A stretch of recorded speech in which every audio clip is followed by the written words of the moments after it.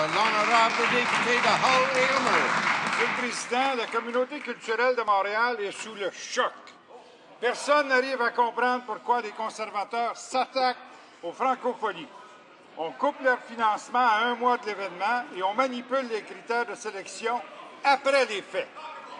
Les Québécois en ont assez de ce premier ministre revanchard qui s'en prend maintenant à un festival qui sert au rayonnement mondial du Québec. Les conservateurs coupent dans la culture. Pourquoi le premier ministre fait-il un derby de démolition contre la culture, le français et le Québec? L'honorable ministre du patrimoine canadien.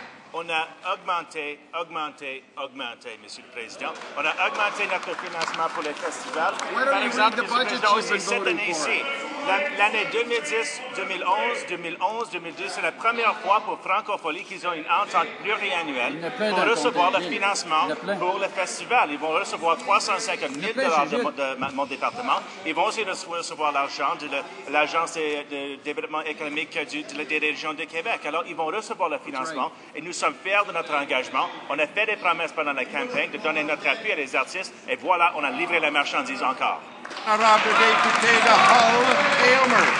Monsieur le Président, le premier ministre manipule les règles à la dernière minute pour éliminer ceux qui ne servent pas ses intérêts.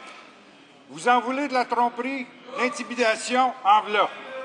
Il l'a fait avec les groupes de femmes, il l'a fait avec les francophonies et maintenant il est de plus en plus violent dans ses attaques contre Radio-Canada. Il accuse maintenant Radio-Canada de faire une guerre de religion. Tout ça rappelle la grande noirceur. Y a-t-il quelqu'un dans ce parti-là, Monsieur le Président, qui va se lever pour dénoncer l'arrogance, l'intransigeance et l'abus de pouvoir de ce premier ministre? L'honorable ministre du patrimoine canadien. Absolument ridicule. Premièrement, comme j'ai dit, avec Francophonie, ils ont une entente, la première fois dans l'histoire des Francophonies, une entente pluriannuelle, 350 000 $. On a fait une promesse, donc, pendant la campagne électorale, de maintenir ou d'augmenter le financement pour Société Radio-Canada.